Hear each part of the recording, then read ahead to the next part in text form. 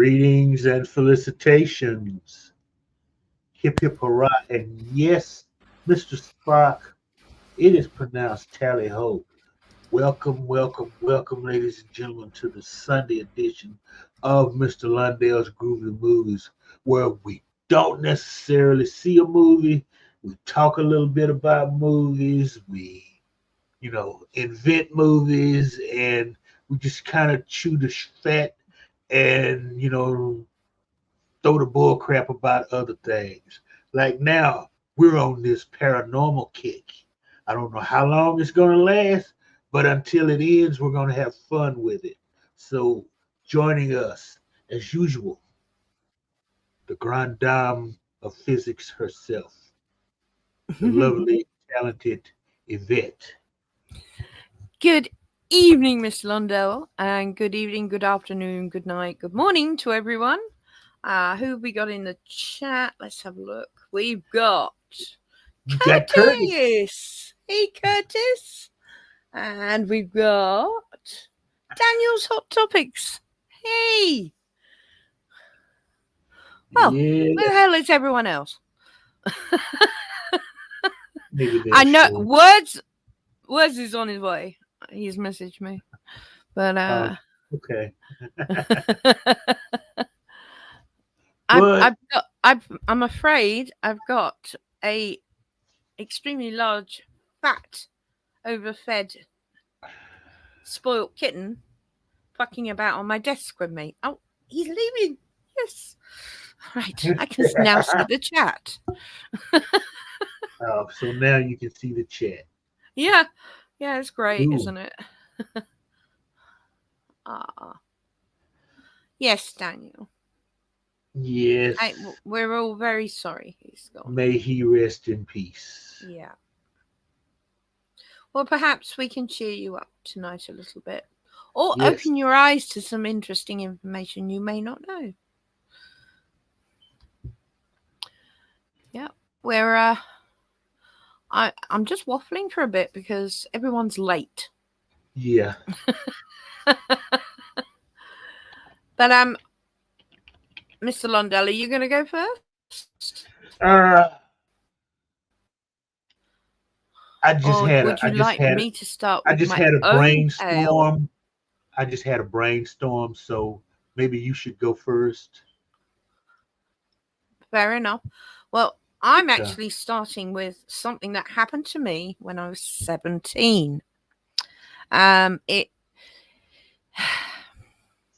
was home from uni at mum and dad's. This is down south. Just staying the weekend. And having one kidney, if you don't know that, where have you been? I pee a lot. So I sort of half sleepwalked to the toilet.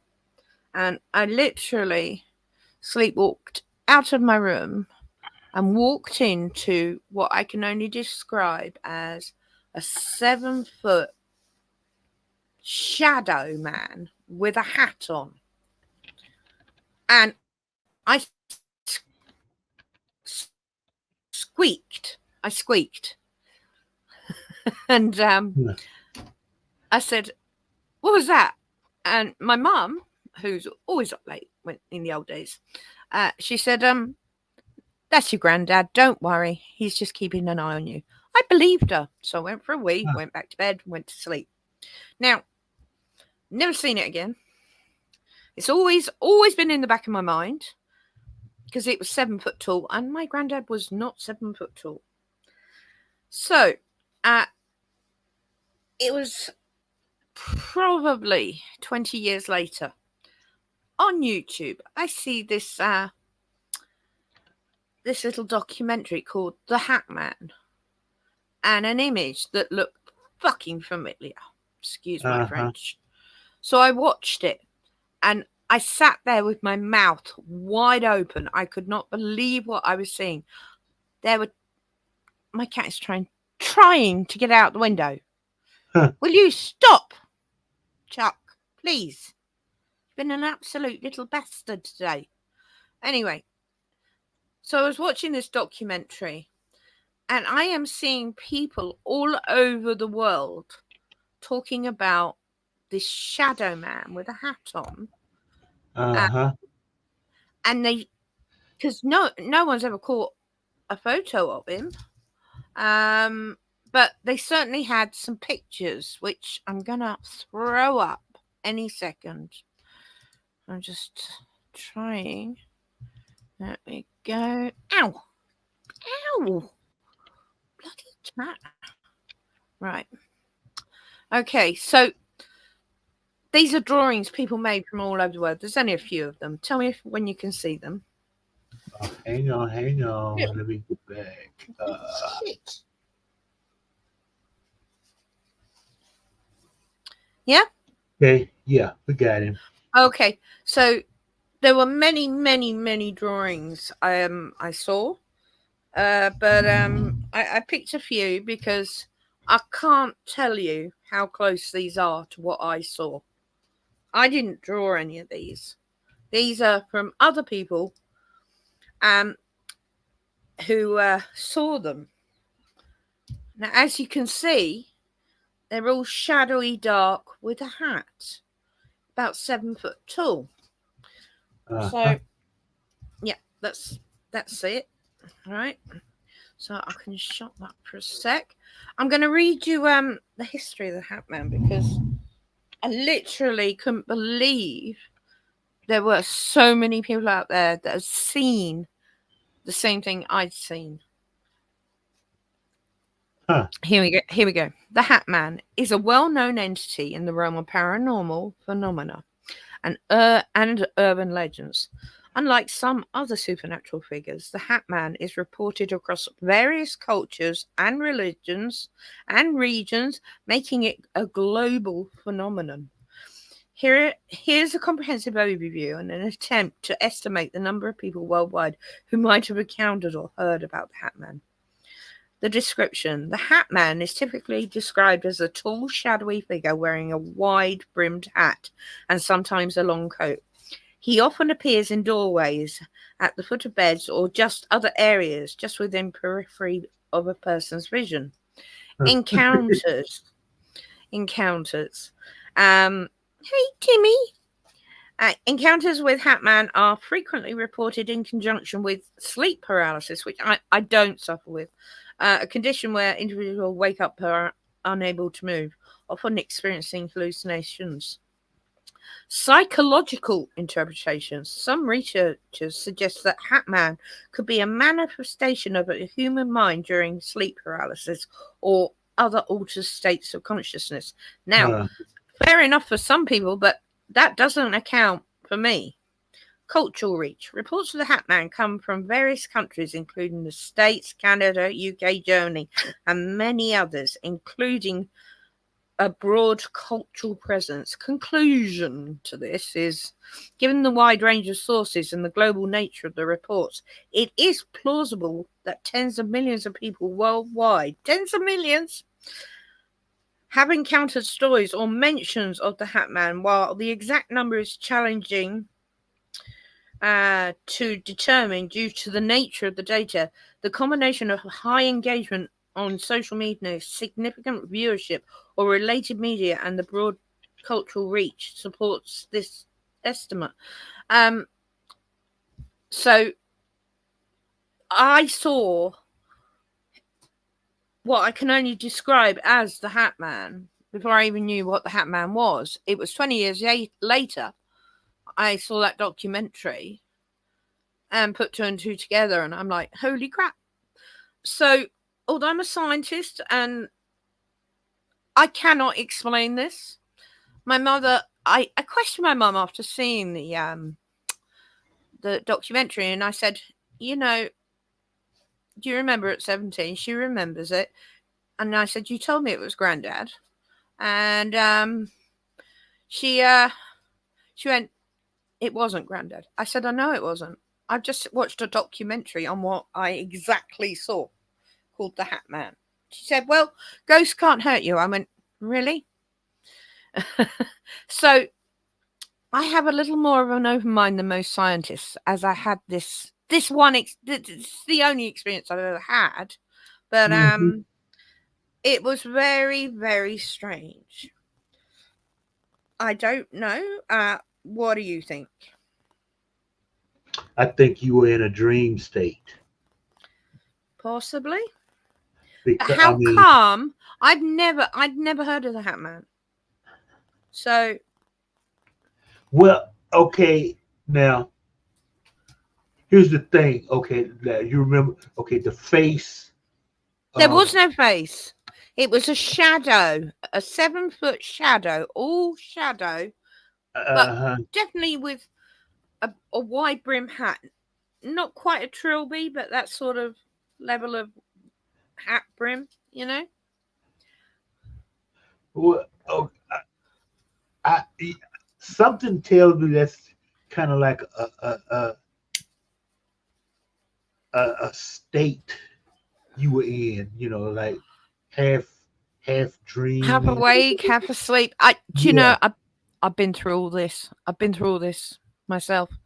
And I did all this before I knew. And 20 years later, I watched this documentary and it's exactly what I saw. And there were people being interviewed and showing drawings, and it's exactly what I saw. So this is what freaked me out. Hmm. I'd gone through every rationality there was. I'm a scientist. I can explain anything like that away. Yeah, I was dreaming, sleepwalking. No, I wasn't. This is the thing. Mum remembers me asking, "Did you see that?" you know, so I can't explain it. I am not saying it's a ghost. I am saying it's something Mm-hmm. that many people have witnessed. Many, and we're talking hundreds of millions of people, not billions, hundreds of millions. So it's a well-known one, but for me, I did not know anything about it because this was before social media. Uh-huh. You're quite right, JP's. Poltergeists can hurt people because they can throw things at them. And yeah, we know. But yeah, I Okay. wanted to share that with you guys because I don't even think I've ever told anyone that on the internet that I'd had an encounter, because being a scientist, it's not really cool to have a tale about ghosts, you know, or Okay. whatever it is, you Yeah. know. But I do Well, have a theory about ghosts, if you'd like. uh-huh. Please As do. as a quantum physicist, we have to believe in multiple realities, Yeah. multiple universes. Hey, Burgoo. Oh, words is here too. Hi, honey. So as I have to believe in multiple universes, I'm not using the word we used to use because Marvel made it into a laughing stock. So multiple universes. Uh-huh. Um, there are theories that these multiple universes can bump into each other. Now, there is an area in our universe that's quite dark. Uh-huh. And one of the theories is it bumped into another universe and it's a damaged piece of our universe where it got hit. However, the other theory is these multiple universes can pass through each other because they're on different planes. And I think when someone witnesses ghosts, um, let's call them the intelligent ones that speak or can look back at you like they can see you. Now, imagine two universes colliding, but you can only see them sort of, so they look like a ghost. And Mm-hmm. then they too would see you guys like a ghost. That's one of my theories for ghosts, but it doesn't stand up to all paranormal phenomena. But it does explain one type of ghost. There you go. Okay, so according to your theory, those universes are bumping into each other all the time. Yeah. They're in a Or confined well, space. crossing it over each other. So, and sometimes you can see the other universe, and it may be another person standing there. but you can only sort of see it, and it may look like a ghost. So, according to Curtis Selby, I had a friend who saw a shadow man. I have not Yeah. seen one, but I have seen something I think of as an imp. Ooh, creepy. An imp. Ooh, we need of course Timmy for that, because anything small he will toss. He likes tossing dwarves. He'd toss an imp. I wonder if the shadow comes from Hatman. They look very well.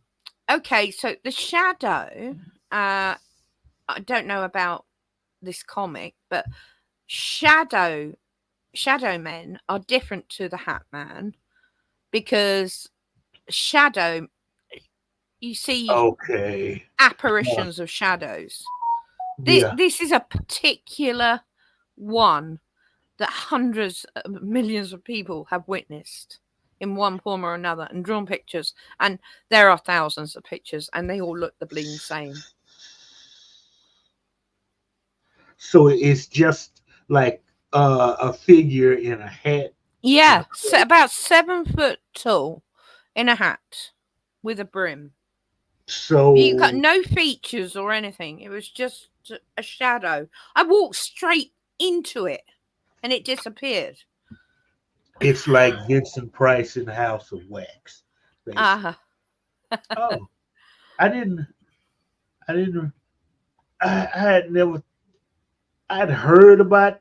I had never really heard about the Shadow Man until remember the '80s remake of the '80s reboot of Twilight Zone.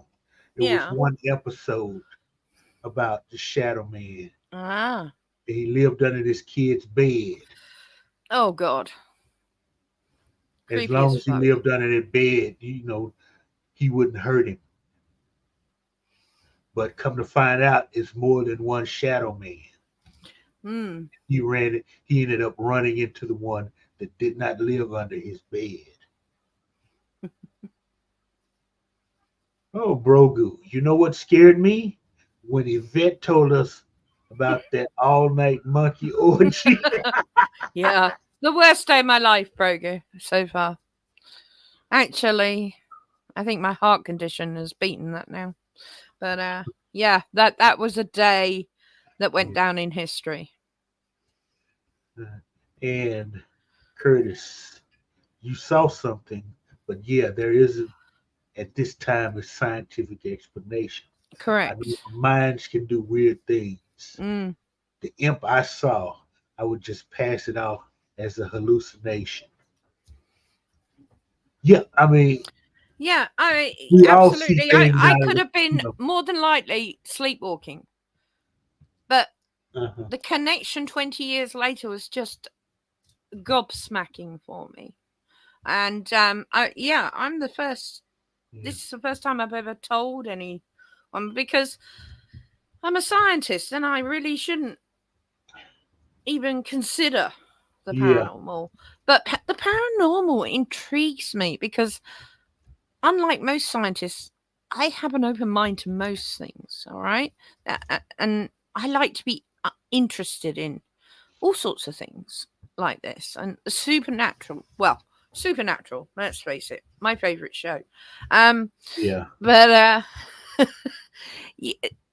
this was this is why I'm telling you guys this, because it really, really did affect me as a scientist that couldn't explain what the fuck I'd seen, whether I dreamt it. Even if I dreamt it, Mr. Lundell, 20 years later, I see a documentary where hundreds of millions of people and thousands of drawings of the same thing from other people. Well, And but see, here's the thing. I've had experiences like that. I mean, I was in doing work in college. Okay, uh, a lady friend of mine. Okay, I mean, who she was married and everything, friend of mine, but just one day, one night, I had this weird dream that we were sitting in class. I looked over at her, and she was pregnant. Two, Wow. 3 months later, she was She was pregnant. pregnant. And Yeah. after she had the kid, I told her about it. It scared her to death. I mean, it was You strange see, because she was sitting in the desk where she was in the dream, and I could so clearly that's the see she was argument. really pregnant. Coincidence or foreshadowing? Yeah. Dreams have never been explained exclusive. I swear to Mhm. God, Chuck, I am going to tell you in two again. Okay. Give him a chew Sorry, toy. guys. Um. Okay, so he eats paper. I don't get it. Anyway, yeah, I, I understand what you're saying. It's Mhm. just these sort of documentaries cemented for me Yeah. that maybe I did see that and I wasn't dreaming it because so many others had seen it. So, Yeah. it's something that has embedded itself in me. And it will always remain with me because I know what I saw. I can't Yeah. prove it.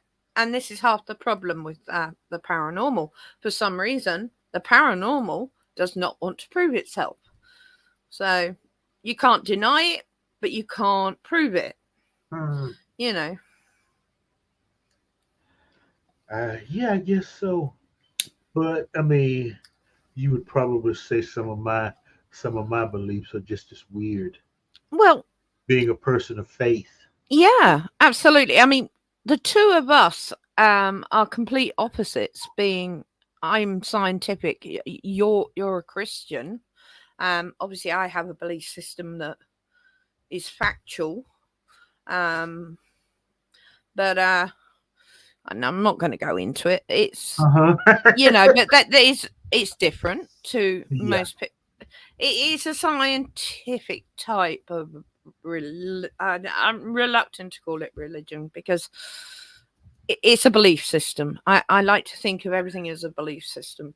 But anyway, yeah, there you go. Something that actually happened to me and the history behind it. And you can Google the Hat Man and look for yourself. It's a phenomena out there. So many people. And that's why if I'd never found that documentary, I would never have thought anything of it. Huh. But the fact that what I saw again in drawings and descriptions and these people being interviewed. So I'm not going to go on about it, but Yeah. it impacted me as a person and made me think, come on, you're a quantum physicist. What the fuck? Mm. It goes against everything I know about physics. But as I said, I Yeah. do have a theory about ghosts, and I actually wrote a small paper on this, which I did enter into a journal, um, just for prosperity. That as a quantum physicist, there are multiple universes, and if they cross over, it is Yeah. quite feasible you could see the other people, but they'd look like ghosts, and to them, they'd have the same result. We'd look like ghosts to them, but that doesn't Mm. explain 90% of paranormal stuff. A ghost just standing there is one Yeah. thing. That there are two types of ghosts. There is sort of the ghost that lives in the house. It repeats its last days. It's like a recording. It's like the Yeah. stone tape theory. If anyone's ever heard of the stone tape theory, they actually did the stone tape theory on the BBC. Well worth a watch. It's fascinating, and it was done into a drama, which was quite creepy. But the stone tape theory believes that the buildings are like, especially in England, are so old. They record Huh. violent deaths face or something significant, and then they play them back occasionally or regularly. So you'll see a maid coming down the stairs doing her chores every day. They're not aware of you, they're just being played back like a tape. All right, so you got the stone tape theory, but then you've also got intelligent ghosts, and these are the ones that the paranormal investigators believe can contact you through. Don't ever buy a Ouija board. Mm-hmm. Trust Yeah. me, it's not worth the risk. And I'm saying that as a scientist. My mother wouldn't let one in the house. Mr. Butler, welcome. Hey, Wayne! And yeah, residual. Thank you, Wayne. Residual haunting. Yeah. I'm struggling with the word. But yeah, it's also known as the stone tape theory. And do Yeah. have a look. It's probably on YouTube. I can get it on iPlayer. The stone tape theory is a drama that's well worth a look and Oh, yeah. fascinating. If it's not on YouTube, I bet it's on uh, BritBox. Yeah, it If was it's on BritBox. BBC. Yeah. But intelligent ghosts, as the paranormal investigators call them, are ghosts that respond.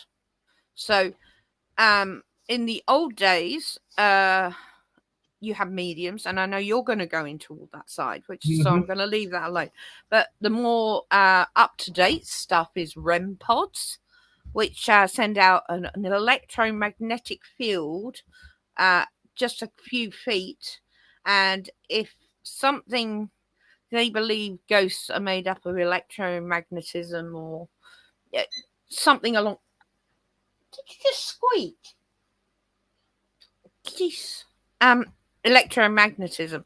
I mean, that's not proven either. So, and it'll set off this gadget. But so will a mobile phone if it's too near. So will several other things. So none of these gadgets they've got hold any credence for me, to be honest with you. So I like Ghost Eviction Services Inc. Yeah, I've got the perfect name for ghost hunting because Yvette Fielding, Most Haunted. If you're in the UK, you damn well know who that is. And of course, the other most famous one would be Ghost Adventures. And both of them are fake artists. Both of them.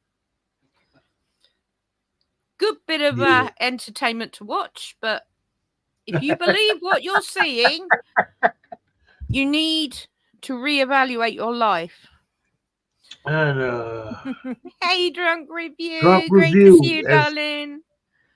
Welcome always. Okay, and well, okay. So let me see. Wait, I need to get it. Well, I guess I will throw a little bit into this. Yeah, go for it. Spiritualism. That's a fascinating topic that captivated me, and it's captivated people for quite a while. It refers to the belief that the spirits of the dead can communicate with the living, often through a medium or spiritualist practitioner. This practice rose to prominence in the mid 19th century, particularly in the United States and the United Kingdom, and has since evolved into a diverse range of practices and beliefs. Spiritualism encompasses everything from traditional seances and mediumship to more modern forms of spiritual healing and energy work. So the skinny little lady with the crystals is part of the modern day spiritualist movement, I guess.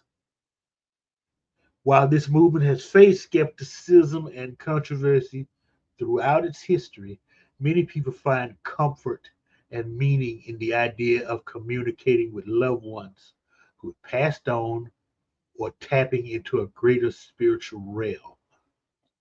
Okay, modern spiritualism emerged mid 1800s in upstate New York with the Fox sisters, who claimed to communicate with spirits through a series of raps and knocks. This sparked a wave of interest in spiritualism, which quickly spread throughout the US and Europe, attracting notable figures like Sir Arthur What the hell was Conan that? Doyle and Harry Houdini. Sorry. Spiritualists often engage in seances, mediumship, automatic writing, and other forms of divination to communicate with spirits.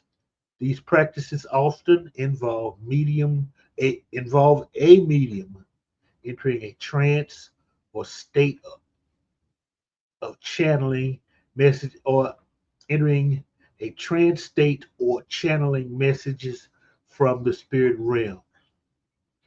Many magicians have drawn inspiration from spiritualist practices to create stunning illusions and performances. Techniques like cold reading, where a performer uses psychology cues to create the illusion of psychic abilities, and stage magic tricks like the Pepper's Ghost illusion, which uses mirrors to create ghostly apparitions on stage.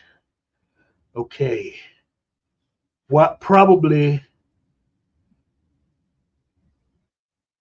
one of the best known illusions from this time, the floating table. This illusion was popularized by spiritualist mediums during the 19th and early 20th century. During a seance, the medium would invite participants to sit around a table with their hands resting on the tabletop. As the medium channeled the spirits, the table would begin to move, tilt, or even levitate, seemingly defying the laws of physics. In reality, the floating table illusion was often achieved through a combination of misdirection, sleight of hand, and hidden mechanical devices. For example, the medium might use their feet or knees to subtly lift the table while distracting the audience with dramatic gestures or intense expressions. In some cases, hidden levers or magnets could also be used to create the appearance of levitation. Now, a little bit about some of my past career. As a draftsman, I helped an illusionist team come up with some an illusion. They actually they had everything worked out, uh, mental, like on paper, written down. They needed, like, as it turned out, they needed some really precise shop drawings so that certain things could be built. So I can tell you about some of those tricks. I'm not going to do it because I was sworn to secrecy, and so I will keep that. I don't want them coming after me. You know, that masked magician a few years back, I still think they're looking for him. So don't get it from me. You didn't hear it from me. Now, one of another one of the tricks. Where was it? It was the spirit cabinet was another one that was quite popular among mediums. And what it was like a cabinet. You would the medium would walk in, would go into, and they have somebody from the audience physically tie them into a chair. You make the knots and everything as tight as possible, and there would be like bells and uh, uh, trumpet and other things around, on the floor in front of him in this cabinet. And they would close the curtain, and he would have him these things would magically fly around the room. The trumpet would come out, and you could hear it, and the spirit supposedly playing the trumpet, and everything would drop back down into the cabinet. You open it up, the guy's still standing there tied up. They close it again, and the stuff would be floating around and flying and everything. And the guy would open it real quick, and you would see they would do something like he half his clothes would be taken off, or something comical. They close it again, stuff flying around, and you hear the trumpet and everything, and they open it, and he's fully clothed, still tied up. I know how they did that trick. I'm not going to tell you. So don't ask. Now, some other things like with modern spiritualist, the spirit photography, you've probably seen those pictures where they take a picture, and you're sitting there, and the loved one is like right next to you. Some real famous ones Lincoln's wife had taken, Mary Todd Lincoln, and you see her sitting there in a chair, and the former president is standing behind her. All it is a double exposure. So, and that's how that is. Now, we can really get into, let me see if I can do this, or let's get out of this right quick. Let me see. Oh, okay, yeah. Go here, and here, and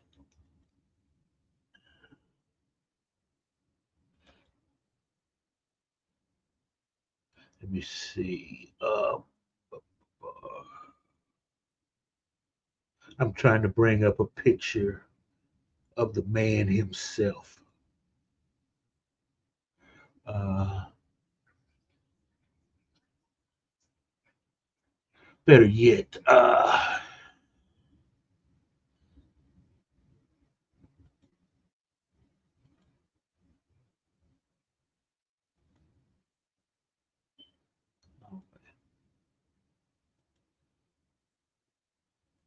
no, it's not going to pull up. But Harry Houdini, I the master escape artist. Okay, so I have always been a fan of the illusions, especially the escapes that he pulled. And as the story goes, when he was really really close to his mother after his father died, and like man, he was by today's standards, you would probably call him a total mama's boy. But as the story goes, that he was out of town somewhere doing uh, one of his famous escapes, and according to him, the moment his mother passed, he knew because she called out his name. He was in the middle of doing one of his illusions, and the thought came to him, was she trying to communicate with me? And so he always he started to have a fascination with the spirit world, and he went to some medium, he went to some of these people, But in dealing with Harry Houdini, he knows an illusion when he sees one. It was probably in his repertoire already. And he kept running into all these fakes. And he would expose them right there in during the seance or whatever.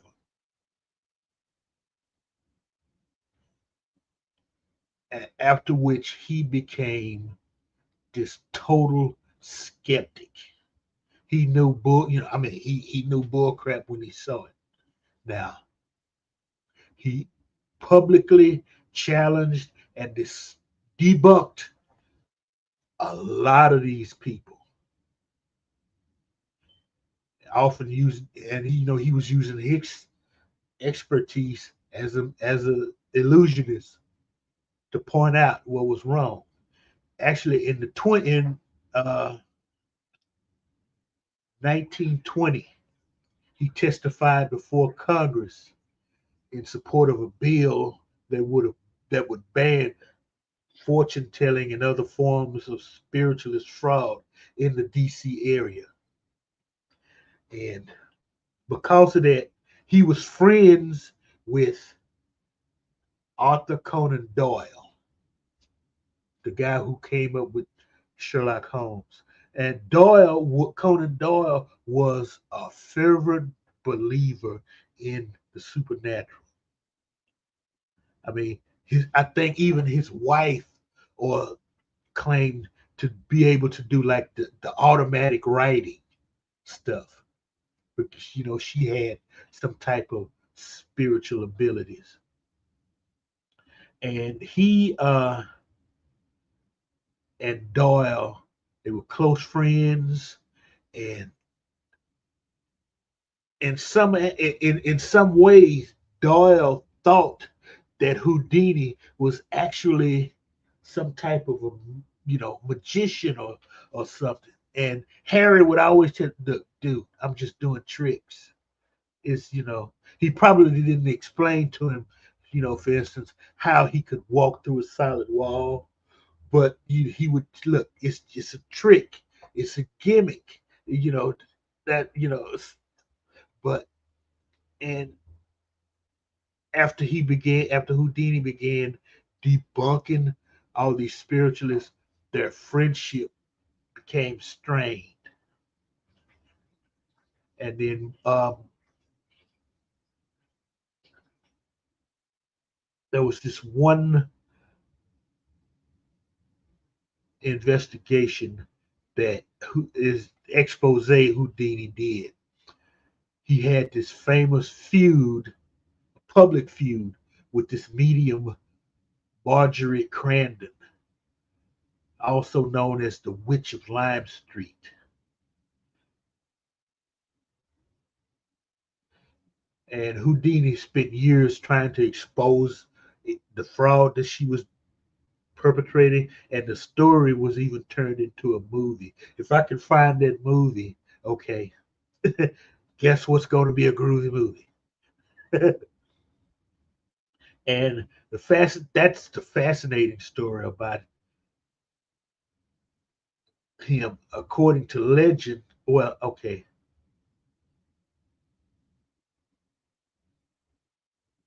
Wait, no, that was his. Now we all know how. I think we all know how Houdini died, right? It was from a ruptured appendix. It went septic on him. So what he and his wife Bess did was they created a message to serve as proof if there was an afterlife. You would, that he would. It was a message that only she knew, and it's written down.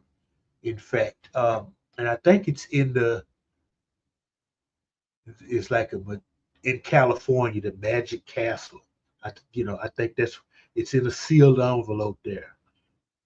And the story goes that he gave this message to his wife and told her that if a medium could accurately relay the contents of that message, it would prove that they had truly communicated with it. Well, Bess held seances every Halloween for like a decade until,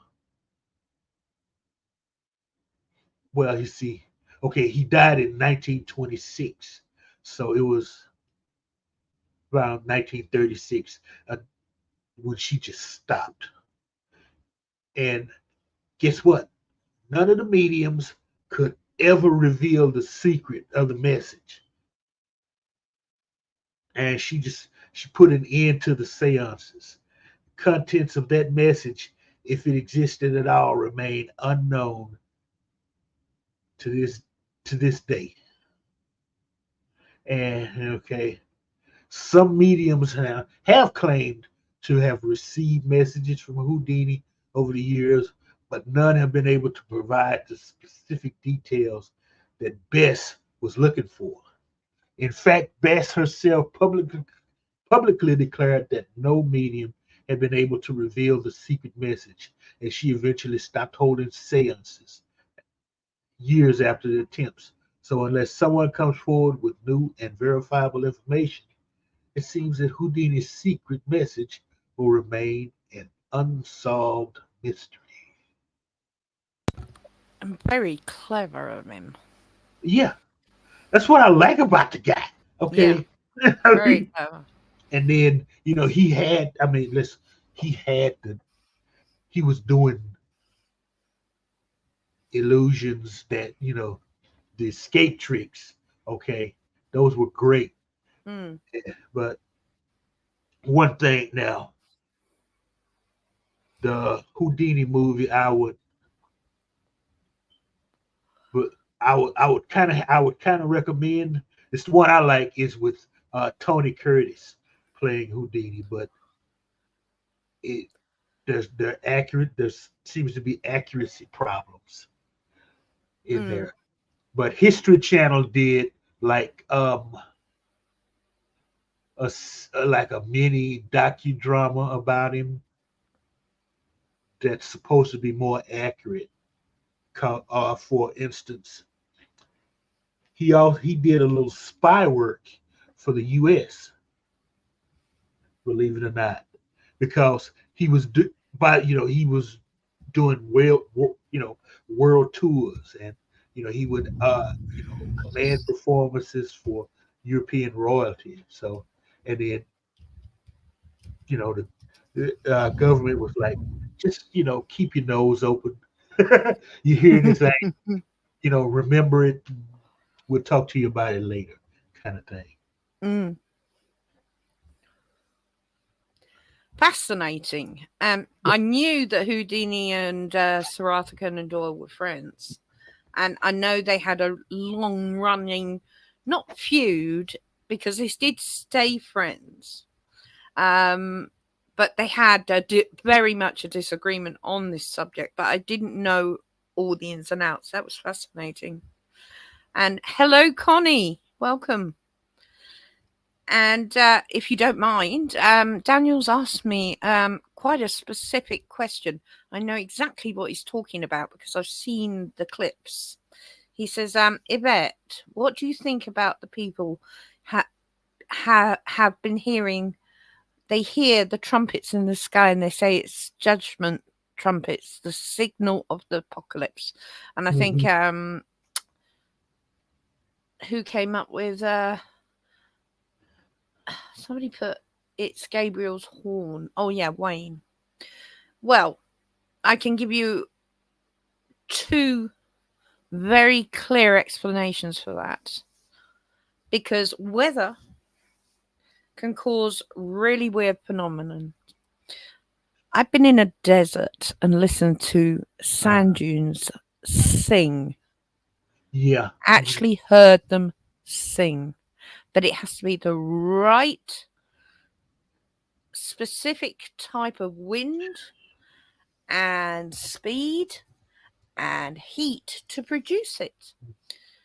So with these ones, I've seen the clips of them. They do sound like horns. One, it could be a man-made horn, which could be like their version of a tornado warning or a hurricane warning. And people are just freaking out because people are stupid. A person is intelligent. People are stupid and panicky. And panic causes hysteria. It's catching. And so that I've seen the same clip from about 15 different people of the same one.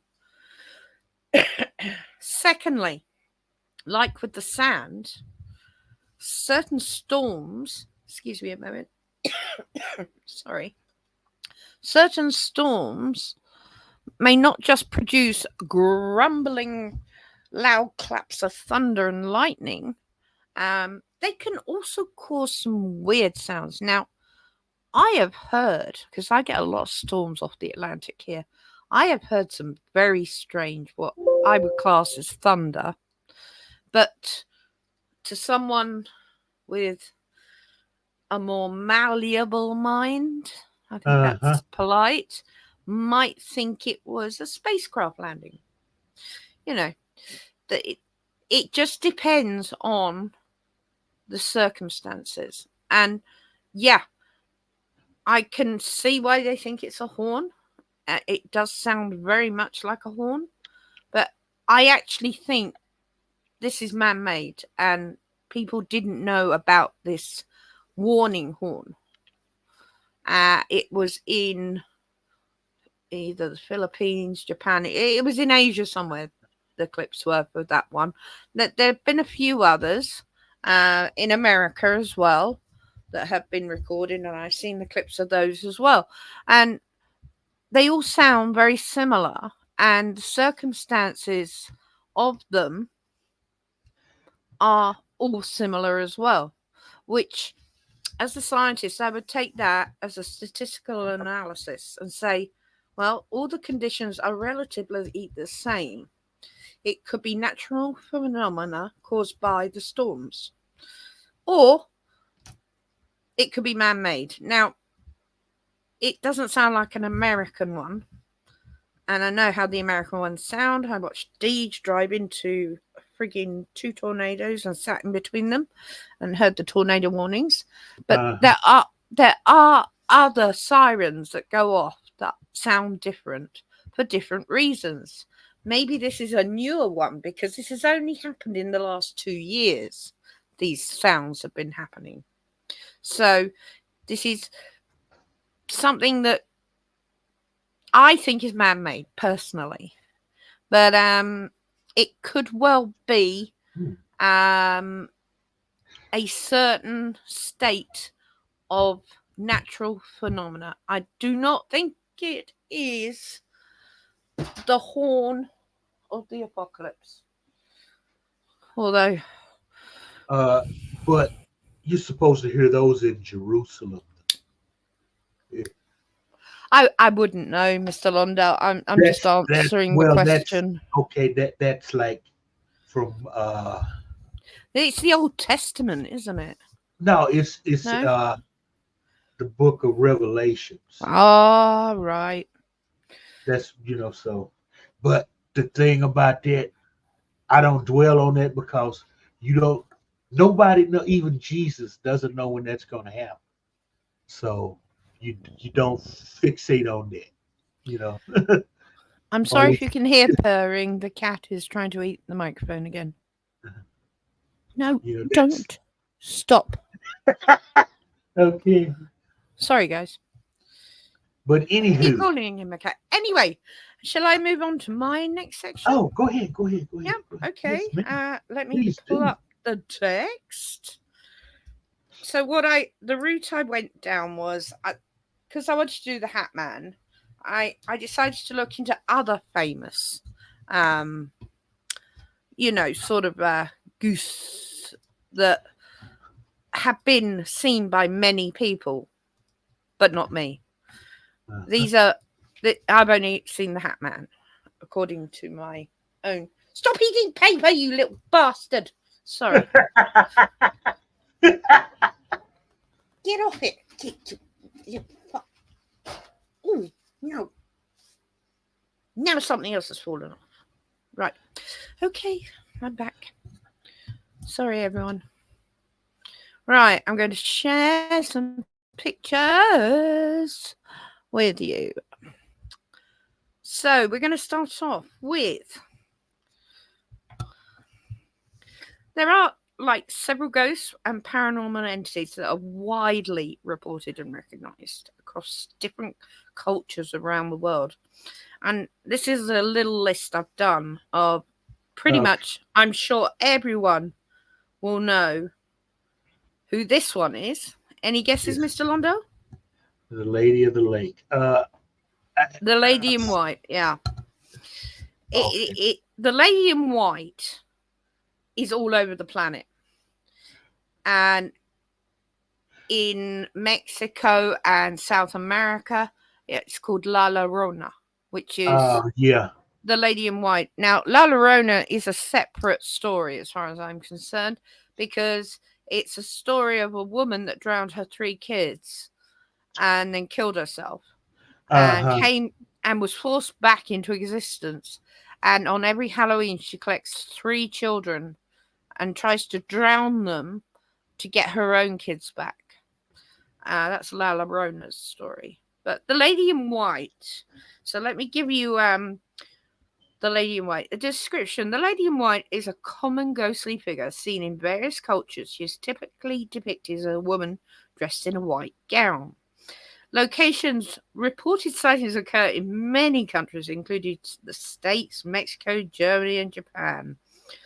The legends of it often associated with the tragic stories of lost love or betrayal, such as La Llorona in Hispanic cultures.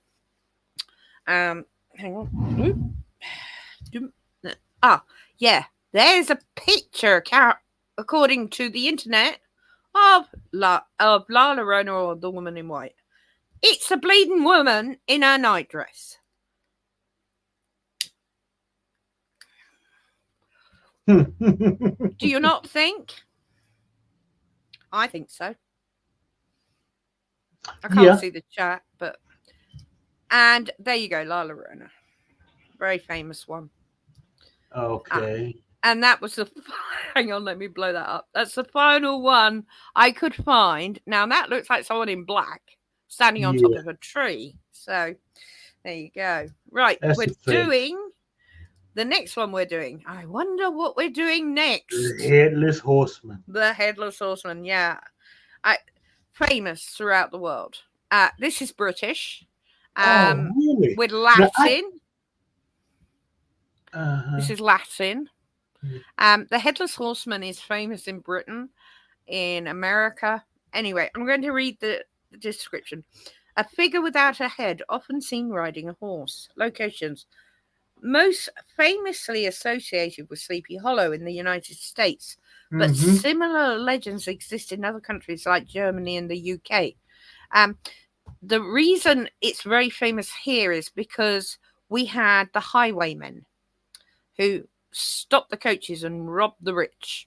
And when they were caught, they were either hung or beheaded. So this is where the Headless Horseman comes from in England anyway.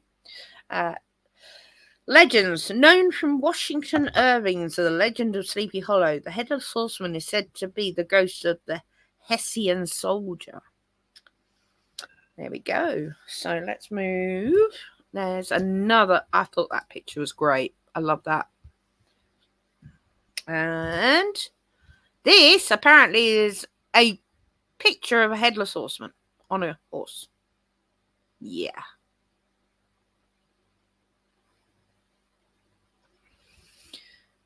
I see a monkey's face. It's not headless. I see a double exposure. I think that's just been jigged up. Yeah. So the next famous one, Bloody Mary.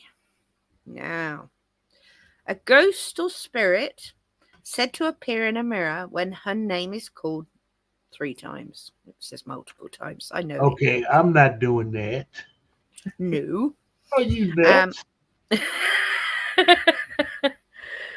Locations. The legend is prevalent in North America and Europe. The origins of Bloody Mary vary, but she is often depicted as a vengeful spirit or witch. It also ties in with Bloody Mary, as in Yeah, the King queen. Henry VIII's Mm-hmm. illegitimate daughter, who killed more people than any other monarch ever. So yeah, you really don't want to be doing that. All right, don't do that. Mm-hmm. Anyone, please. And we will not take responsibility if you do. There you go. There Yeah, she is. her. Yeah, really pretty, wasn't she? Not. Okay, and I think this is a fine. Oh no, there's one after this. The Flying Dutchman. A ghost ship, of course. Said to sail the seas, often seen as a bad omen. Locations. Oh, God. Most commonly reported around the Cape of Good Hope, no less. The Flying Dutchman Oh, is said really? to be a cursed ship that can never make port, doomed to sail for the oceans forever. Huh. Many people have witnessed the Flying Dutchman. This is the interesting thing. All of these I'm telling you about have thousands of witnesses, not 10, not 5, thousands, and even hundreds of thousands. So this is why I've done this list, because it's fascinating that these particular ones, so many people have seen. This is great. This is absolutely great. Oh, yeah. All right, this is a very famous old photo. All right, the Brown Lady of Raynham Hall is her full title. A famous ghost photographed in Raynham Hall, Norfolk, England, known for her brown dress. Raynham Hall, England. Legend said to be the spirit of Lady Dorothy Walpole, who died under mysterious circumstances. Now, I did. Let me pull that back a bit. Now, I particularly picked this photograph because, let me go back one. This one, because this has been debunked. Oh, really? This photo was one of the most famous ghost photos for over 100 years. Damn. And then the bastards debunked it. So, however, I found another one with a family. They took a picture outside Raynham Hall, and there's something in that door, and they blew it up here. Don't know, but I felt we should give her another go. Right. Ooh. This is. Oh, sorry. This is the Green Lady, a ghostly woman often seen wearing a green attire, reported in Scotland, Ireland, and other parts of Europe. Typically associated with castles and historic homes, such as the Craith Castle in Scotland. This is in Caerphilly, which is in Wales. And there you go. You can see something. Could be a puff of smoke, I don't know. But an interesting photograph nonetheless. It doesn't even look like a human figure. Well, It looks like something, in the fog in the distance. As I said, puff of smoke. And that's the last of those. I do have one more section I want to talk about, but let's catch up with the chat, maybe. Okay. Let's have a look. Words and pictures. Is she shouting your mother was a hamster and your father smells like elderberry? I should have never showed that movie.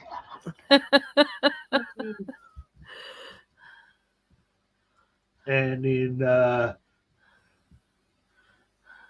words also says some sightings are like the Rorschach test. People see what's already inside themselves. Yeah, quite possibly. Probably. Yeah. Yeah. I mean, you know, you have to bear in mind now, the Catholic Church, they do exorcisms to this very day, but you go through a battery of tests and observations to make sure you're just not, some form of schizophrenia, Yeah. or something, but they take, stuff like demonic possession very seriously, and they Oh, make they certain, they do. Yeah, they yeah, have their own whole section of the Vatican is dedicated to demonology and yeah, possessions and exorcisms, and many are trained as exorcists. However, they rarely do them. They yeah. send out people to find out, but yeah, it's quite interesting. Okay, and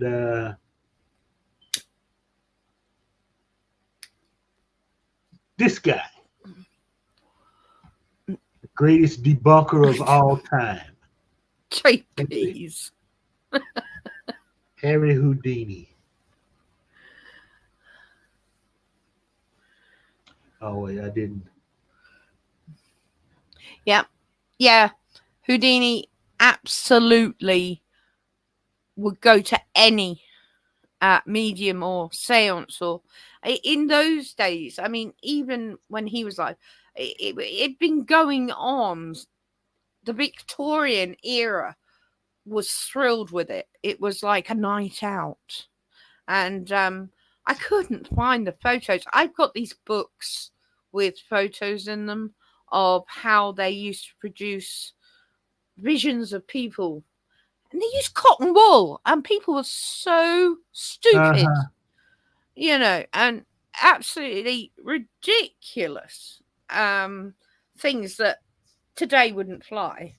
But Yeah, you know, the ectoplasm. yeah, the ectoplasm, yeah, yeah, But okay, I did a quick thing. I should have delved deeper into things like the automatic writing. yeah. It's interesting that Yeah, which because is, it it's, can't be proven either way. I know it, but okay. Well, anyway, automatic writing is a method of allegedly channeling written messages from a subconscious or supernatural source Mm, without consciously directing the flow of words. It's often associated with spiritualism and mediumship, but has also been explored as a creative writing technique, which is mm, how I'm familiar with it. During an mm. automatic writing session, the writer typically enters a meditative or trance like state, then allows their hand to move freely across the paper, writing down whatever comes to mind without pausing to edit or revise. The resulting text is believed to come from a source other than the writer's conscious mind, such as their subconscious, a spirit guide, or even a higher power. While some people swear by the validity of automatic writing as a tool for spiritual communication or personal growth, others view it with skepticism and consider it a form of self-delusion or wishful thinking. Regardless of one's belief, it's an intriguing phenomenon that has inspired many artists, writers, and spiritual practitioners over the years. It's just strange. I What mean, would I tell you? What would impress me? uh, Someone doing this, and it would only impress me if they wrote in the handwriting of the person that was dead, and we had a copy of it. yeah, That would yeah, impress me. But uh-huh, that still doesn't mean it is. It's just they practice the handwriting. What's it? JP's, are you being serious? Because that sounds horrible.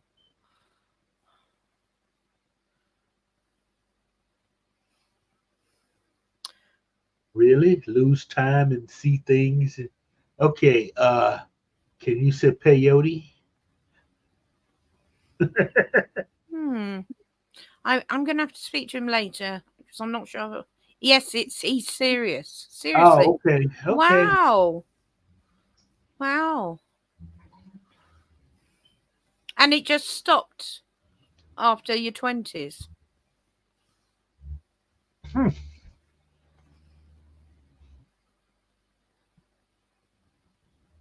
That's strange. What do you think caused it? Were you diagnosed with something would be a better. Or did you, knowing JP's, he didn't even go to a doctor about it? Sure it wasn't dreams? You can't put everything down to dreams, Mr. Londell. I don't know. I mean, now let's face it. The human mind is the most that you're dealing with the most complex mechanism probably in the. Absolutely. The brain, we know so little about it. They found the mean, meds that worked, that blocked them out. It started happening again it starts happening again if I stop the medication. Holy crap. damn. Wow. Well, I've got one final thing I want to bring to everyone's attention. Mm-hmm. If that's all right with you, Mr. Londo. Please go ahead. All right. Let me share this. And I haven't. No, wrong one. Oh, look, you can see everything I'm doing now. Let's watch your piddle around. I know. Yeah, I'm being very extremely unprofessional right now. Here we go. Right. I just have to open one in this and then I can go back. Right. All right. Everyone has heard of Slender Man. All right. Now, before the days of social media, before the days of we talk to each other, we could phone each other seconds away we are from each other, no matter where we are on the planet, the internet was being born. Mm-hmm. And Reddit was one of the first things that was quite big. And on Reddit, there was what was called creepypastas. And now, I was a huge fan of creepypastas. These were people writing horror stories. Not accredited, but great creepypastas, they were called. And Slender Man was one of them. Now, I want to bring this to everyone's attention because this goes to show what social media can do to something. So Slender Man is a modern day creepypasta, urban legend. It's a brand new urban legend and supernatural entity, which it is not, that originated from internet folklore. Actually, from a creepypasta site, to be correct. Mm-hmm. The origin. Slender Man was created on June the 10th, 2009 by Eric Knudsen, with a K, who posted under the pseudonym Victor Surge on the Something Awful forums. The character was introduced as part of a Photoshop contest to create paranormal images. Submitted 2 black and white images of children with a tall, faceless figure in black suit lurking in the background. He added captions to the photos, which included fabricated quotes from supposed witnesses. You wouldn't think I did this for a living, would you? Thus giving birth to Slender Man, the myth. Slender Man is typically depicted as a tall, thin humanoid figure with elongated limbs and a featureless white face. He wears a black suit and tie and is often portrayed as having tentacle-like appendages. I didn't include those ones because I think they're ridiculous, emerging from his back. Behavior. Slenderman is said to stalk, abduct, or traumatize children and young adults. Stories about him often describe him as lurking in forests or abandoned places, silently watching his victims. He is believed to have mind control abilities and can induce paranoia, nightmares, and hallucinations in those who encounter him. Victims often feel a sense of dread and unease when he is near. Cultural impact. Creepypasta. Slenderman became a prominent figure in the creepypasta community, a genre of internet horror stories. Numerous tales, fan art, and videos have been created, expanding the mythology around him. Video games. Slenderman has inspired several indie horror games, the most famous being Slender, The 8 Pages, and its sequel, Slender, The Arrival. Also, documentaries and films. The Slenderman phenomenon and document movies. Beware the Slenderman. And also notable incidents. This is the important one. I'm going to slaughter this. Waukesha stabbing in 2014. Two 12-year-old girls in Waukesha, Wisconsin, lured their friend into the woods and stabbed her multiple times, claiming they did so to appease Slenderman. Oh my God. And become his proxies. The victim survived, thankfully. And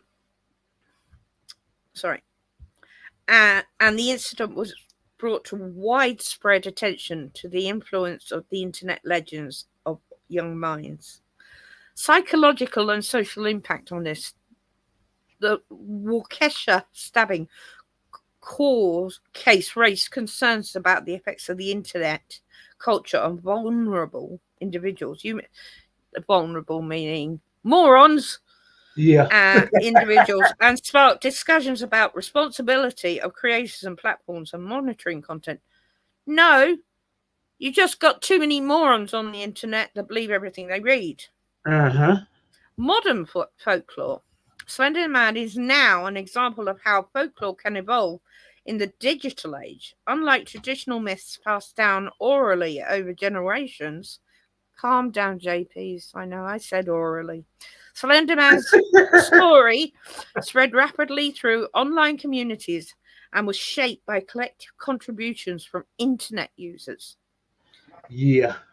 So the final bit, the psychological phenomenon. Some psychologists view Slenderman as a manifestation of a contemporary anxieties, including fears of the unknown, the pervasive presence of technology, and influence of digital media on youth.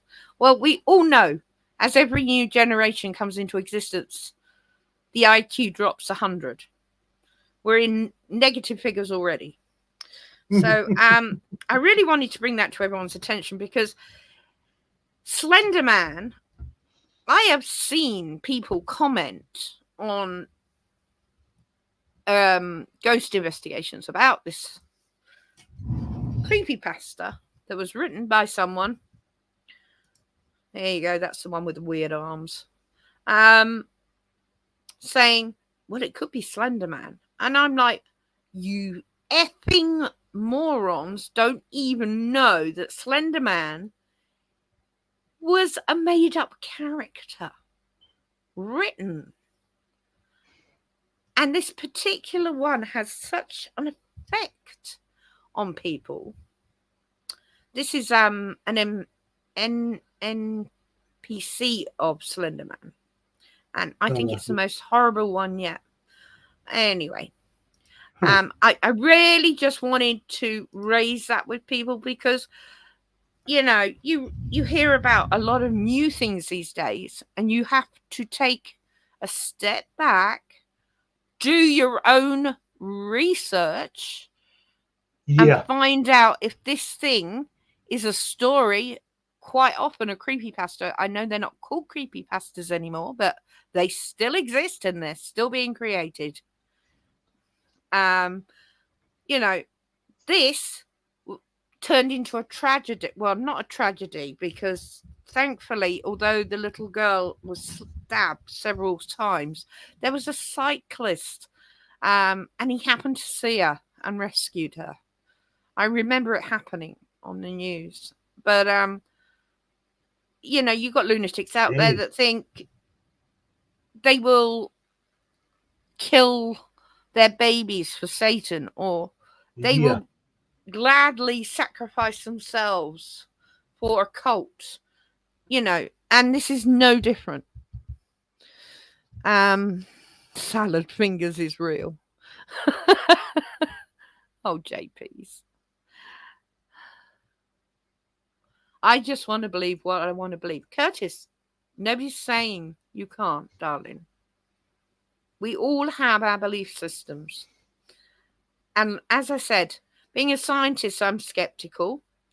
But having had what I started with, telling you about the Hat Man, and then discovering 20 years later a documentary about it, and then seeing hundreds of people and hundreds of pictures of what I saw, of other people seeing it all around the world, I was like, oh my God, Yeah,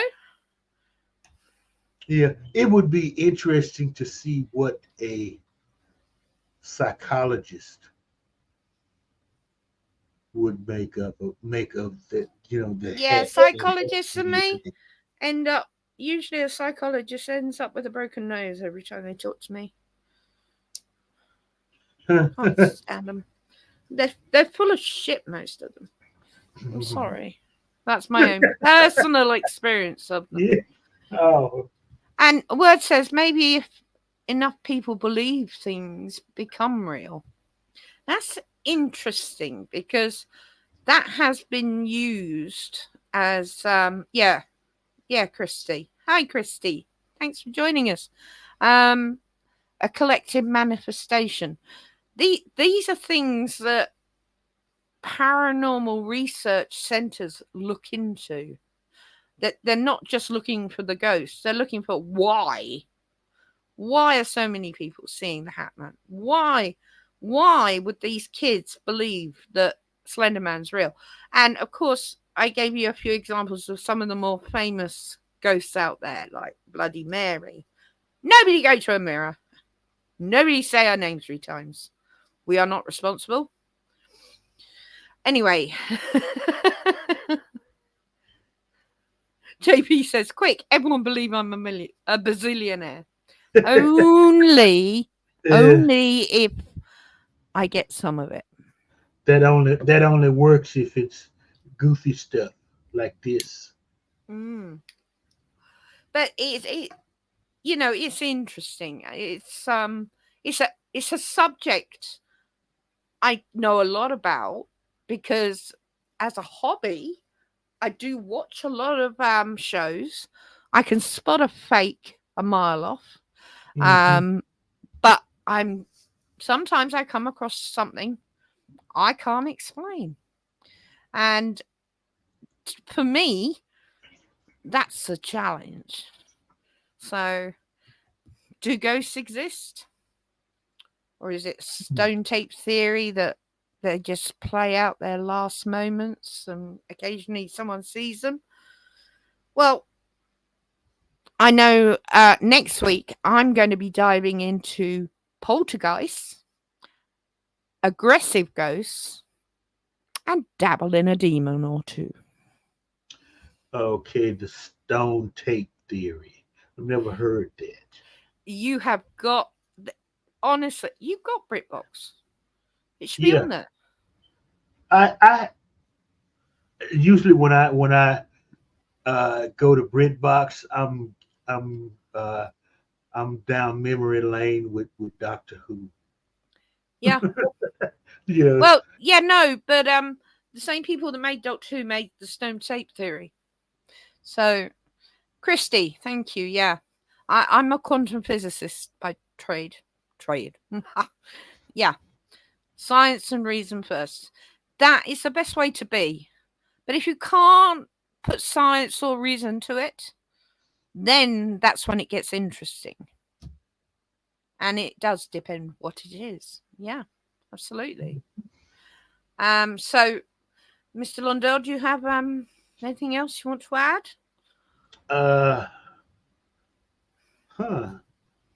Not that I can think of. I mean, well, give you a fascinating little tidbit about Houdini. Mm? He had Yeah. his own. He had his own movie studio, Wow. and he was kind of an action hero.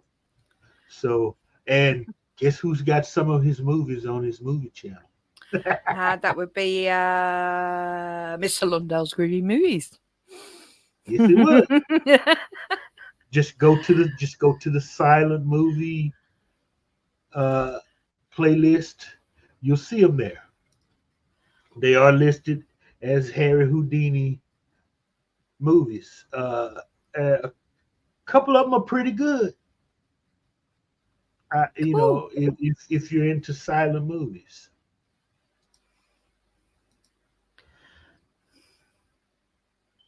And Brilliant. What's this words? After today's show, I'm going to think in futility. The Lady in White and the Hat Man are lost lovers searching the planet for eternity in the hope of reuniting. Aww. Well, you're so sweet. The Hat Man. then why is the Hat Man in your bedroom and the Lady in White over by the lake? Yeah. They should be. They're never going to find each other. Yeah.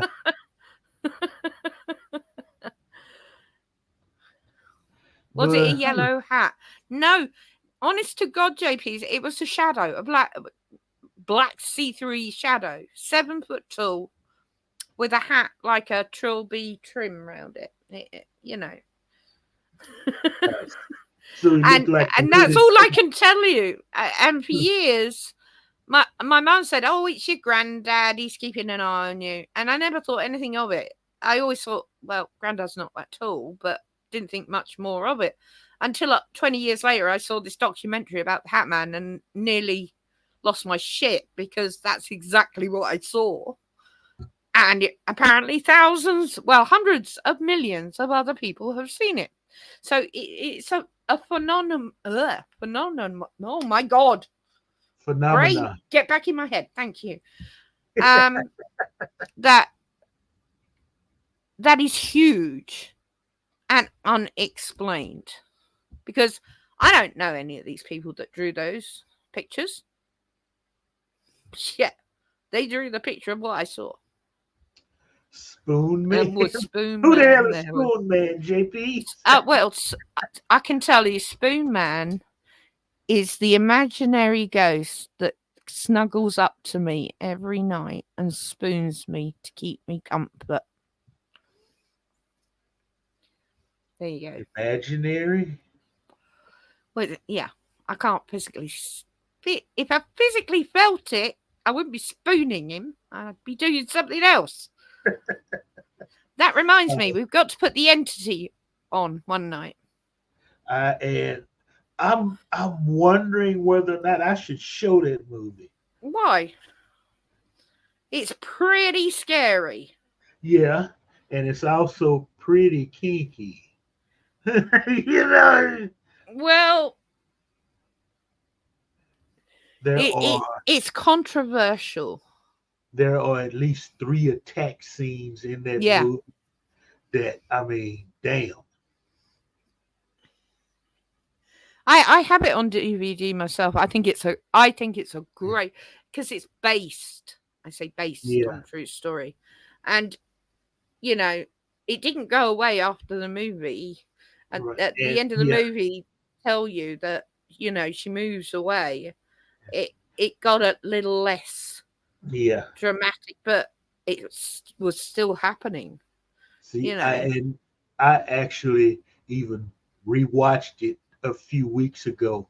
Yeah, thinking of putting it in the watch party rotation, and you know, it was one scene in there I did not remember, and oh my, and I'm like, oh shit, you know, Yeah, yeah, I think if you do it on one of our Saturday nights, just put a warning in the description that this is hardcore 18 plus and very effing scary.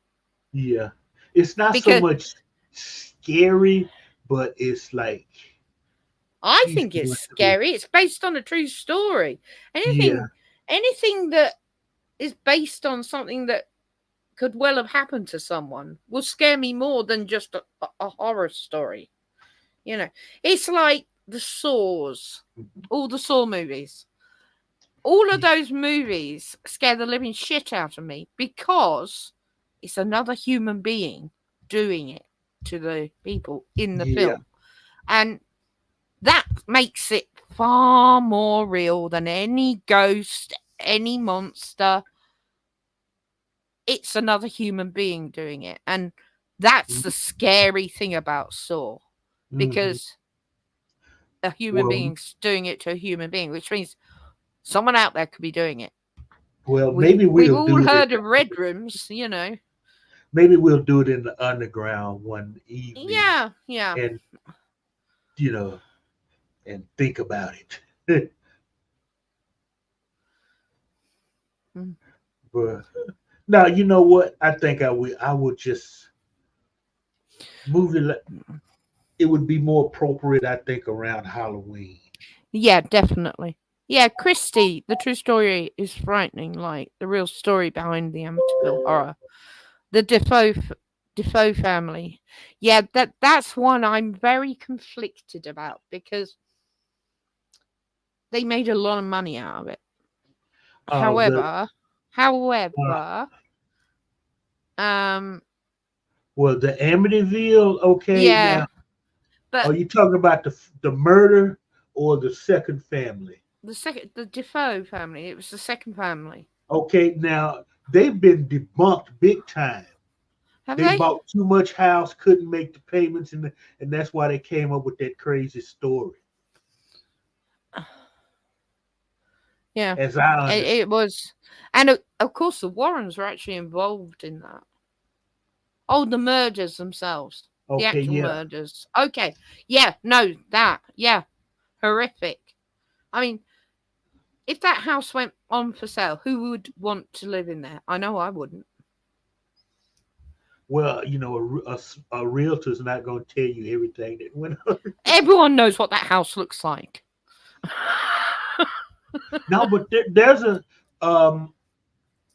the was it Leonard Nimoy did a series of documentaries in search of. I don't know if it made it over to England or not, but No. there was a family living. He did one episode on that house, and there was a Mm. family living in the house. They said nothing's happened. This is a beautiful house. We love it. It's had no problems, anything. Yeah. Well. And Okay. right, Christy, yes, that house has been bought and sold a bunch of times, Mm. and that movie is what makes it valuable. Yeah. Oh yeah. Of course it does. Of course it does. Yeah. I mean, it, there's a lot of movie houses out there. Um. Okay, so if you're not in the UK, you would. Everyone's heard of Faulty Towers, haven't they? I'm sure at one Mhm. point or another. You know, I It was a comedy series, 12 episodes. John Cleese and his wife, Connie, can't remember her second name. But the outside of the house was a nightclub, and I used to go there every week. The house isn't there anymore. Unfortunately, it got knocked down, but the inside was the studios, but the outside where you see them driving up the gravel road, that was all there. And then going through the main door into it, you used to walk through there at least once a week. So, it was well known as the Faulty Towers house, but it was a nightclub. Uh, Obviously, I used to live down south, so there was a lot of places. I used to live less than 3 miles from Bray Studios, so I was 3 miles from the Hammer House itself, which I have informed several people over the years. It's been turned into a hotel. You can stay in the Hammer House Horror, where they filmed Hammer Horrors in. And when they launched it, there was like a 3-year waiting list. And it's on Bray Studios' grounds. And you can do tours there. And that's where they made Thunderbirds, Stingray, Space 1999, Joe 90.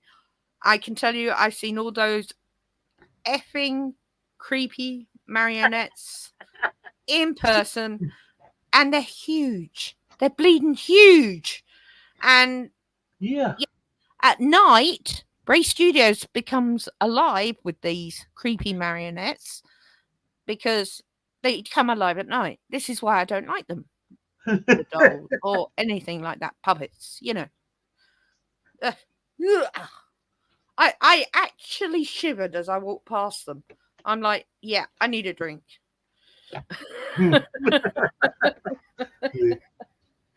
Anyway, we got slightly off topic there. However, you know, if you're ever in England, Tower of London, the Hammer House Hotel, the Hammer House of Horror Hotel, they're 2 definites. But the tower is the most haunted place in England. It has to be. I mean, just so many people died there. Okay. Really nastily and tortured. Yeah, Henry got rid of how many wives there? Only 2, actually. Divorced, beheaded, died. Divorced, beheaded, survived. That's how I remember it. Oh, okay. Yeah, that's right. Yeah. But they both had their heads chopped off. But you see, with the tower, only dignitaries were either hung or heads lopped off in the grounds of the tower. Just beyond the tower was the Tower Hill, where the public went to watch all the others get absolutely slaughtered. From hung, drawn and quartered to a hanging to burning at the stake to having their heads chopped off. We didn't want a guillotine. It was far too quick and easy. Chopping the head off rarely happened with the first swing. So no, but I didn't think the guillotine had been invented yet. Well, it hadn't during the Tudor times, but by the French Revolution, yeah, it was up and running, and still we didn't bother. JP says, I want Christine to be based on a true story. Yeah, unless it's after you, JP's. Then you wouldn't. You can keep those cursed automobiles to yourself. Well, next week, as I say, I'm delving into poltergeist, aggressive spirits, all ghosts, and dabbling in what they claim are demons.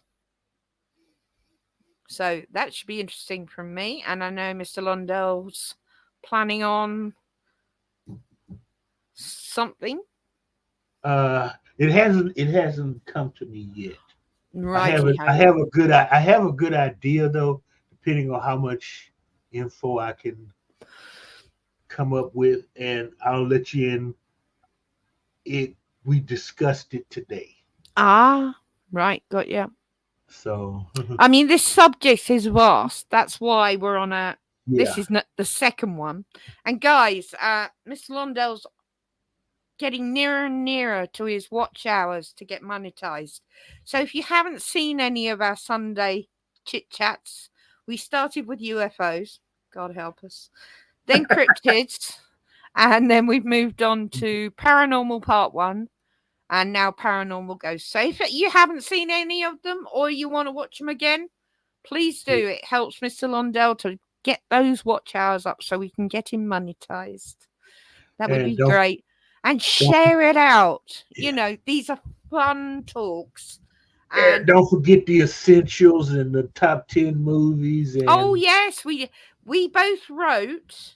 Yeah, we both wrote a horror movie each. We both wrote a scientific, science fiction movie each. We both wrote a TV show each. We both did top tens of likes in film, horror, top 10 sci-fi likes, and then we did a hate list. Oh, and then there was the Desert Island one, which the was essentials. hilarious.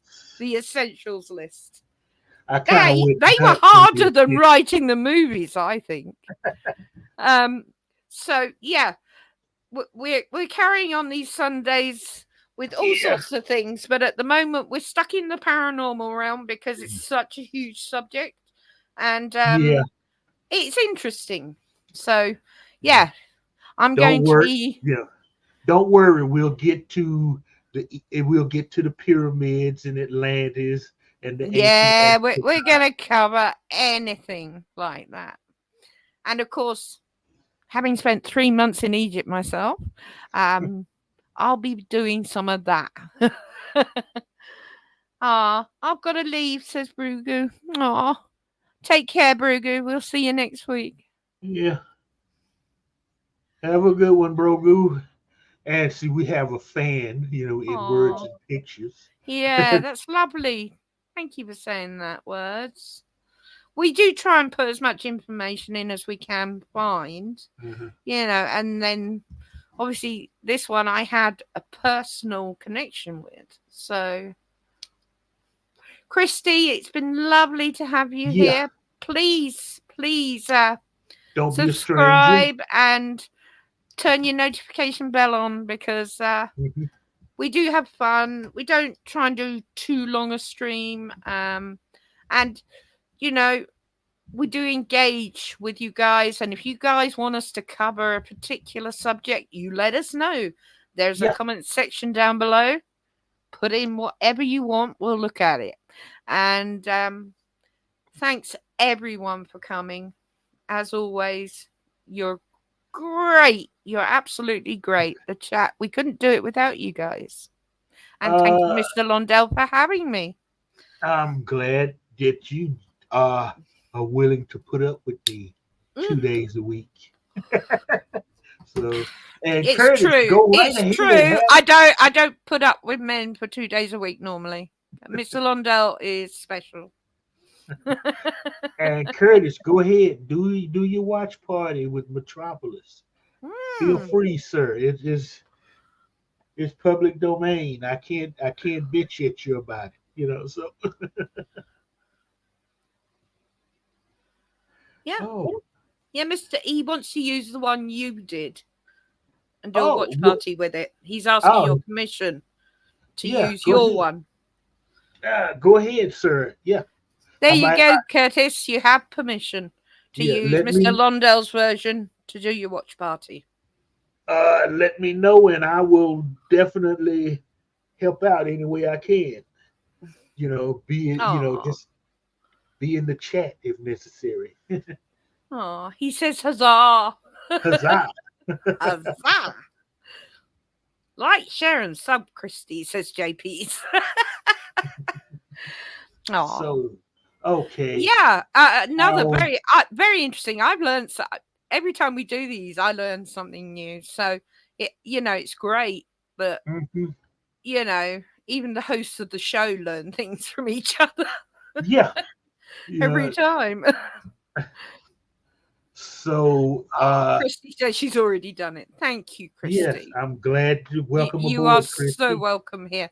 It's nice to have another girly on board, to be honest. She gets lonely without her girlfriend. Yeah. I like to see girls enjoying unusual things because most girls aren't like me. I like unusual things. But then I'm a quantum physicist. I would. Yeah. Anyway. A lot of nerdy guys that still have their retainers. Huh? Yeah. All right. And Curtis says, I will carve a time out this or next Saturday. Oh, me too. I'm glad, Chrissy. You're going to love it then. You're going to love it here. If you go back and watch a few of our talks, you'll enjoy them, and it'll certainly boost the watch hours for Mr. Lundell as well. So feel free to do that. Curtis, more girls, more girls. Yeah. Yes, smart man. But now, anywho, 1 hour 47 minutes. There we go. I think we've held our captive audience long enough. I think we have to. And Thanks always, everyone for coming. yes, thank you all for coming. Always, this is fun. You know, I get to, kind of stretch my brain a little bit. You know, use my computer for something more than a porn hub. Don't even no. Get off that high horse, all of you. No. We You're all do it. lying. It's the OnlyFans you tune into. I know what you're like. So, but we digress. Yes, So, we do. Everyone, for Yvette and Mr. Lundell, watch some good stuff on television. Watch some bad stuff on television. Tell some good ghost stories, some bad ghost stories. Just be safe. Have fun. Thank you all for coming. And Lord willing, and the creeks don't rise, we'll all be here next week. So, Mr. Lundell, for Yvette, I'm going to say out.